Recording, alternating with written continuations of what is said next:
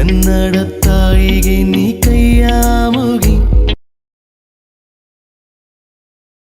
ನಮಸ್ಕಾರ, ಎಲ್ರಿಗೂ ಸ್ವಾಗತ ಮತ್ತೊಂದು ದೆವ್ವದ ಕಥೆಯೊಂದಿಗೆ. ಎಲ್ಲರೂ ಚೆನ್ನಾಗಿದ್ದೀರಾ ಅಂತ ಅಂದ್ಕೊಂಡಿದ್ದೀನಿ. ಸೊ ಈಗ ಅಂದ್ಕೊಳ್ಳಿ, ನೀವು ನಿಮ್ಮ ಫ್ಯಾಮಿಲಿ ಅಂದರೆ ನಿಮ್ಮ ತಮ್ಮನೋ ಇಲ್ಲ ನಿಮ್ಮ ಅಣ್ಣನೋ, ಒಟ್ಟಿನಲ್ಲಿ ನೀವು ಮತ್ತು ನಿಮ್ಮ ಬ್ರದರ್ ಇಬ್ಬರೇ ಮನೇಲಿದ್ದೀರಾ. ನಿಮ್ಮ ಪೇರೆಂಟ್ಸ್ ಆಚೆ ಹೋಗಿದ್ದಾರೆ, ಬರೀ ಇಡೀ ಮನೆಯಲ್ಲಿ ಇರೋದು ನೀವಿಬ್ಬರೇ. ಸೊ ಎಲ್ಲ ಕೆಲಸನೂ ಮುಗಿಸ್ಕೊಂಡು ಊಟನೂ ಮುಗಿಸಿ ರೂಮ್ಗೆ ಹೋಗಿ ಮಲಗಿದ್ದು ಸ್ವಲ್ಪ ಹೊತ್ತು ಫೋನ್ ಯೂಸ್ ಮಾಡಿ ಮಲಗಿದ್ದೀರಾ ಅಂತ ಅಂದ್ಕೊಳ್ಳಿ. ಸೊ ನಿಮಗೆ ಮೇಲ್ಗಡೆ ಯಾರೋ ಓಡಾಡ್ತಾ ಇರ್ತೀಯಲ್ಲ ಅನ್ಸೋವಂಥದ್ದು, ಅಥವಾ ಮನೆ ಒಳಗೇ ಯಾರೋ ಓಡಾಡ್ತಿದ್ದಾರೆ ಅಂತ ಅನಿಸೋ ಈ ಥರ ಎಲ್ಲ ಘಟನೆ ಆಯಿತು ಅಂದರೆ ನೀವೇನು ಮಾಡ್ತಿದ್ರಿ ಅಂತ ಹೇಳಿ ಕಾಮೆಂಟ್ ಮಾಡಿ. ಈಗ ಹೇಳೋಕ್ಕೆ ಹೋಗಿರ್ತಿರೋಂತಹ ಕತೆ ಕೂಡ ಇಂಥದ್ದೇನೆ. ಇದು ಆ್ಯಕ್ಚುಲಿ ಒಂದು ಸತ್ಯ ಘಟನೆ ಆಗಿರೋವಂಥದ್ದು. ಈ ಒಂದು ಘಟನೆನ ನಮಗೆ ತಿಳಿಸ್ಕೊಟ್ಟಿರೋದು ಬಂದ್ಬಿಟ್ಟು ಸುಹಾಸ್ ಅಂತ ಹೇಳಿ. ಸೊ ಇವರು ಮತ್ತು ಇವರ ತಮ್ಮ ಪ್ರೀತಮ್, ಇವರಿಬ್ಬರೇ ಮನೆಯಲ್ಲಿ ಇದ್ದಾಗ, ಅಂದರೆ ಅದು ಸಿಂಗಲ್ ಮನೆ, ಒಂದೇ ಮನೆ ಇರುವಂಥದ್ದು, ಅದು ಕೂಡ ಔಟ್ಸ್ಕರ್ಟ್ಸಲ್ಲಿ. ಅಂದರೆ ಒಂದು ಮನೆಯಿಂದ ಮತ್ತೊಂದು ಮನೆಗೆ ತುಂಬಾ ಅಂತರ ಇರುವಂಥದ್ದು. ಸೊ ಇವರ ಪೇರೆಂಟ್ಸ್, ಇವರು ಅಂದರೆ ಸುಹಾಸ್, ಪ್ರೀತಮ್, ಇವರಿಬ್ಬರು ಅಣ್ಣ ತಮ್ಮ, ಇವರಿಗೆ ತಂದೆ ತಾಯಿ ಇಬ್ಬರು ಇರ್ತಾರೆ. ಸೊ ತಂದೆ ತಾಯಿ ಇಬ್ಬರು ಕೂಡ ಫಂಕ್ಷನ್ ಇದ್ದ ಕಾರಣ ರಿಲೇಟಿವ್ಸಲ್ಲಿ, ಸೊ ಆ ಒಂದು ಫಂಕ್ಷನ್ ಅಟೆಂಡ್ ಮಾಡೋದಕ್ಕೆ ಹೋಗಿರ್ತಾರೆ. ಅಂದಿನ ದಿನ ಇವರ ಮನೆಯಲ್ಲಿ ಆದಂತಹ ಘಟನೆ ಮಾತ್ರ ತುಂಬಾ ಭಯಂಕರವಾಗಿರುವಂಥದ್ದು. ಅಂದರೆ ಇವರಿಬ್ಬರೇ ಇದ್ದ ಕಾರಣ ಮನೆಯಲ್ಲಿ ಬೇಡ ಅಡುಗೆ ಮಾಡಿಟ್ಟು ಹೋಗಿರ್ತಾರೆ. ಸರಿ ಅಂತ ಇವರು ಕೂಡ ತಿಂದು ಅಣ್ಣ ತಮ್ಮ ಮೊಬೈಲ್ ನೋಡಿ ಕೊನೆಗೆ ಮಲಗಿರ್ತಾರೆ. ಸೊ ಮಲ್ಕೊಂಡಾಗ ಸ್ವಲ್ಪ ಹೊತ್ತೆಲ್ಲನೂ ಕೂಡ ಚೆನ್ನಾಗಿರುತ್ತೆ. ಈ ಹಿಂದೆ ಘಟನೆ ಯಾವತ್ತೂ ಕೂಡ ಈ ಥರ ಆಗಿರೋದಿಲ್ಲ ಅವರಿಗೆ.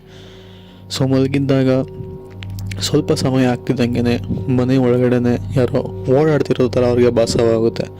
ಅಂದರೆ ಸುಹಾಸ್ ಅನ್ನೋರಿಗೆ. ಪ್ರೀತಮ್ ಅನ್ನೋರು ಫುಲ್ಲು ಮಲಗಿರ್ತಾರೆ, ಬಿಕಾಸ್ ಅವ್ರು ಇನ್ನೂ ಚಿಕ್ಕವರು ಅಂತಲೇ ಹೇಳ್ಬೋದು. ಸುಮಾರು ಒಂದು 15-16 ವಯಸ್ಸಿರ್ಬೋದೇನೋ ಅಷ್ಟೇ. ಬಟ್ ಪ್ರೀತಮ್ ಅವ್ರಿಗೆ 22 ವಯಸ್ಸಿರುವಂಥದ್ದು ಆದ ಕಾರಣ ಓಡಾಡ್ತಿರೋ ಥರ ಭಾಸವಾಗಿರೋವಂಥದ್ದು.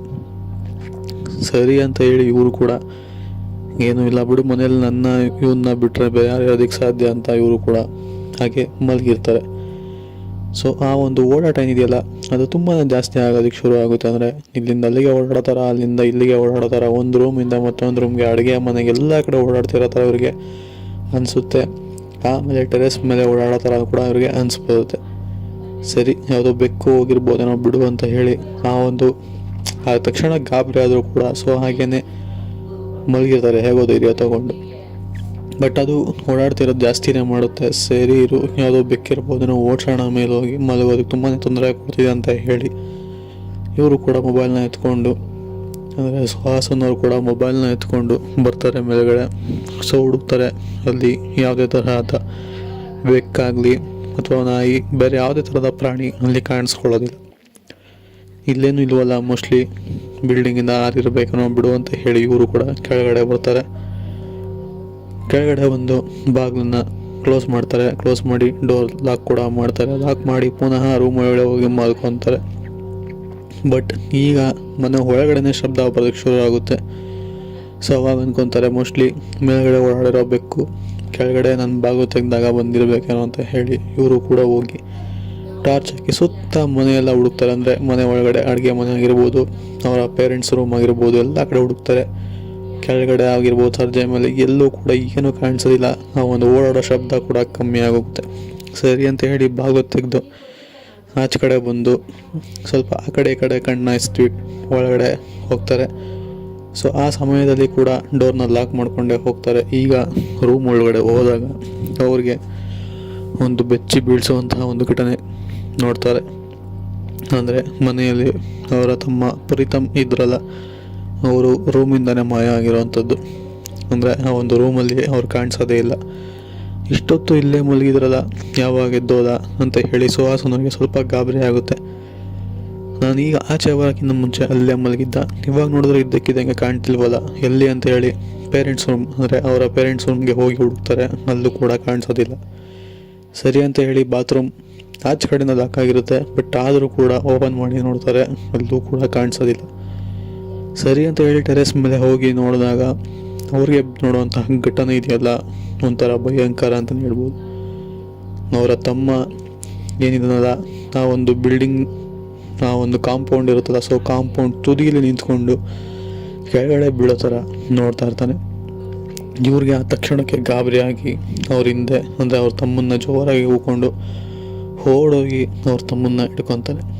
ತಮ್ಮನ್ನ ಹಿಡ್ಕೊಂಡಾಗ ಈ ಒಂದು ಸುಹಾಸ್ ಅವರ ಕೈ ಏನಿದೆಯಲ್ಲ, ಯಾರೋ ಜೋರಾಗಿ ಪರ್ಚ್ದ ರೀತಿಯಲ್ಲಿ ಅನಿಸುತ್ತೆ, ಪರ್ಚ್ಕೊಂಡು ಯಾರೋ ಓಡೋದ್ರಿಂದ ಆ ಥರ ಭಾಸವಾಗುತ್ತೆ.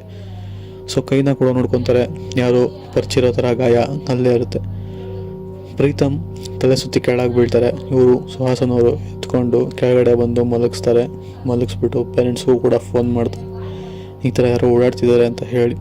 ನಂತರ ಮನೆಯ CCTV ಫುಟೇಜ್ಗಳನ್ನೆಲ್ಲ ಚೆಕ್ ಮಾಡ್ತಾರೆ, ಏನೂ ಕೂಡ ಕಾಣಿಸೋದಿಲ್ಲ. ಆಮೇಲೆ ಆ ಒಂದು ಪ್ರೀತಮ್ ಇದ್ದಾರಲ್ಲ, ಸೊ ಅವ್ರು ನಡ್ಕೊಂಡು ಹೋಗಿರೋದು ಕೂಡ ಕಾಣಿಸೋದಿಲ್ಲ. ಇದನ್ನು ನೋಡಿದಂತಹ ಸುಹಾಸ್ಗೆ ಸ್ವಲ್ಪ ಭಯ ಆಗುತ್ತೆ, ವಿಚಿತ್ರ ಅನ್ನೋ ಅನಿಸುತ್ತೆ. CCTVಲಿ ರೆಕಾರ್ಡ್ ಆಗಿಲ್ಲ, ಆದರೂ ಹೆಂಗೆ ಒಂದು ಮೇಲ್ಗಡೆ ಹೋದ ಅಂತ ಗೊತ್ತಾಗಲ್ಲ. ಆ ಒಂದು ಭಯದಲ್ಲೇ ಪೇರೆಂಟ್ಸ್ಗೆ ಫೋನ್ ಮಾಡ್ತಾರೆ. ಆ ತಕ್ಷಣ ಪೇರೆಂಟ್ಸ್ ಕೂಡ ಹೊರಟು ಬರ್ತಾರೆ. ಇವ್ರ ಕೈ ಮೇಲೆ ಆಗಿದ್ದ ಗಾಯನೂ ಕೂಡ ನೋಡ್ತಾರೆ, ಅದು ಯಾರೋ ಪರ್ಚಿರೋ ಥರ. ಆಮೇಲೆ ಪ್ರೀತಮ್ ತುಂಬಾ ಹುಷಾರು ತಪ್ಪಿರ್ತಾರೆ, ಹಾಗೂ ಅವ್ರ ಕೈಲಿ ಎದೊಳಕ್ಕೆ ಮೂವ್ ಕೂಡ ಮಾಡೋದಕ್ಕಾಗ್ತಿರೋದ. ಅವರು ಕೂಡ CCTV ಫುಟೇಜಸ್ನ ಚೆಕ್ ಮಾಡ್ತಾರೆ, ಅವ್ರ ಕಣ್ಗೂ ಕೂಡ ಏನೂ ಕಾಣಿಸೋದಿಲ್ಲ. ಸರಿ ಅಂತ ಹೇಳಿ ಬೆಳಗ್ಗೆ ಸ್ವಾಮಿಗಳನ್ನ ಕರೆಸಿ ಮನೆಗೆ ಡಾಕ್ಟ್ರನ್ನ ಕೂಡ ಕರೆಸ್ತಾರೆ ಪ್ರೀತಮ್ನ ಚೆಕ್ ಮಾಡೋದಕ್ಕೆ. ಚೆಕ್ ಮಾಡಾದ್ಮೇಲೆ ಡಾಕ್ಟ್ರಿಗೆ ಆ ತೊಂದರೆ ಏನಂತಲೇ ಗೊತ್ತಾಗಲ್ಲ. ಆಮೇಲೆ ಸ್ವಾಮೀಜಿನ ಕರೆಸಿರ್ತಾರಲ್ಲ, ಸೊ ಅವರು ಹೇಳೋವಂಥದ್ದು, ಈ ಒಂದು ಮನೆ ಮೇಲೆ ಯಾರೋ ಮಾಟ ಮಂತ್ರ ಮಾಡಿಸಿದ್ದಾರೆ, ಆದ್ದರಿಂದನೇ ಈ ಒಂದು ತೊಂದರೆ ಆಗಿರೋವಂಥದ್ದು. ಇಲ್ಲಿ ಮನೆಯಲ್ಲಿ ದಿನ ಪೂಜೆ ಮಾಡೋರಿಗೆ ಏನೂ ಕೂಡ ತೊಂದರೆ ಆಗಲ್ಲ, ಆದರೆ ಪೂಜೆ ಮಾಡದಿರೋರಿಗೆ ಈ ಥರ ತೊಂದರೆ ಪದೇ ಪದೇ ಆಗ್ತಾನೆ ಇರುತ್ತೆ. ಆದಷ್ಟು ಬೇಗ ಈ ಮನೆಗೆ ಪೂಜೆ ಮಾಡಿಸಿ ಅಂತ ಹೇಳಿರುವಂಥದ್ದು. ಸೊ ಇದಾಗಿತ್ತು ಕತೆ. ಇಷ್ಟ ಆಗಿದೆ ಅಂತ ಅಂದ್ಕೊಂಡಿದ್ದೀನಿ. ಸಿಗೋಣ ಮತ್ತೊಂದು ಕಥೆಯೊಂದಿಗೆ. ಅಲ್ಲಿವರೆಗೂ take care. Good bye friends.